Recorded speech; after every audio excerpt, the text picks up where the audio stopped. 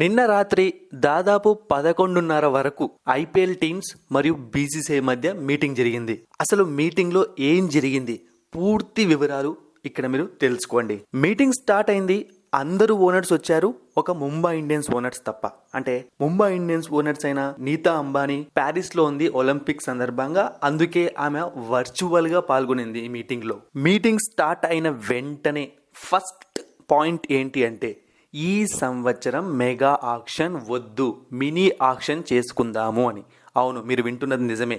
చాలా teams mega ఆక్షన్ని వద్దనుకుంటున్నాయి. ఆ teams ఏవి అంటే, బయటకు వచ్చిన ఇన్ఫర్మేషన్ ప్రకారం CSK, Mumbai, KKR, SRH, RR, GT వీళ్లకు మెగా ఆక్షన్ వద్దు. ఇక మెగా ఆక్షన్ కావాల్సిన టీమ్స్ ఏంటి అంటే ఆర్సీబీ, పంజాబ్, లక్నో, ఢిల్లీ క్యాపిటల్స్. ఎందుకు కొంతమంది మెగా ఆక్షన్ ని వద్దనుకుంటున్నారు అంటే, మెగా ఆక్షన్ అంటే చాలా మంది ప్లేయర్స్ ని ఆక్షన్ లోకి వదిలేయాల్సి వస్తుంది, వాళ్ళ కోర్ టీం వెళ్ళిపోతుందన్న భయం. అదే మినీ ఆక్షన్ అనుకోండి, కొద్దిమంది ప్లేయర్స్ ని వదిలేయచ్చు, మళ్ళీ కావాల్సిన వాళ్ళని ఆక్షన్ లో కొనుక్కోవచ్చు.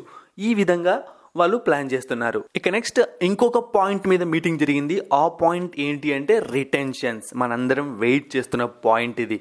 ఈ పాయింట్ కోసం రెండు టీమ్స్ గొడవ పడ్డాయి, మాటల యుద్ధం జరిగిందట మీటింగ్ లో. ఆ రెండు టీమ్స్ ఏవి అంటే కోల్కతా నైట్ రైడర్స్ మరియు పంజాబ్ కింగ్స్. అంటే కోల్కతా ఓనర్ అయిన షారుఖ్ ఖాన్ మరియు అలాగే పంజాబ్ కింగ్స్ ఓనర్ అయిన నెస్ వాడియా మధ్య ఈ గొడవ జరిగింది.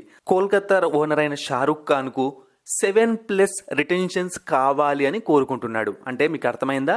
7+ రిటెన్షన్స్ అంటే 7 నుంచి 8 రిటెన్షన్స్. ఇక పంజాబ్ కింగ్స్ ఓనర్ ఏమో 1 లేదా 2 లేదా 1 రిటెన్షన్ మాత్రమే ఉంటే చాలు, ఎక్కువ రిటెన్షన్స్ వద్దు అని అతను కోరుకుంటున్నాడు. సో గొడవ జరిగిందనమాట. మేము టీం ని బిల్డ్ చేసుకున్నాము, ఇప్పుడు వదిలేయాలా మా ప్లేయర్స్ అందరినీ అని షారుఖ్ ఖాన్ అనడము, మాకు మినీ యాక్షన్ పెట్టండి అని చెప్పి నెస్ వాడి అనడము, ఈ విధంగా ఆర్గ్యుమెంట్ జరిగాయి. ఇక నెక్స్ట్ ఇంపాక్ట్ ప్లేయర్ పైన కూడా ఒక చిన్న మీటింగ్ జరిగిందనమాట. అదేంటి అంటే Delhi Capitals co owner Parth Jindal impact player ని రద్దు చేయాలి అని కోరాడు. దానికి తన కారణం కూడా చెప్పాడనమాట. ఎందుకు అంటే, దానివల్ల ఆల్రౌండర్స్కి ఛాన్సెస్ రావట్లేదు.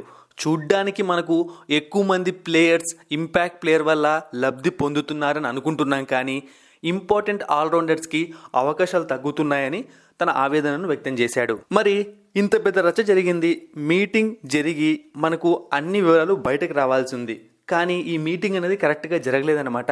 ఇప్పుడు ఫైనల్ కాల్ అనేది బీసీసీఐ తీసుకోబోతోంది. మనకు వస్తున్న ఇన్ఫర్మేషన్ ప్రకారం ఆగస్టు 31 లోపు బీసీసీఐ మనకు ఏదో ఒక ఫైనల్ కాల్ చెప్పే అవకాశం ఉంది, మెగా ఆక్షన్ ఉంటుందా ఉండదా అని చెప్పి.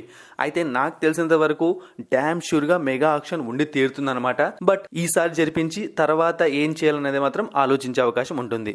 మరిన్ని ఇంట్రెస్టింగ్ వీడియోస్ కోసం సబ్స్క్రైబ్ చేయడం మర్చిపోకండి.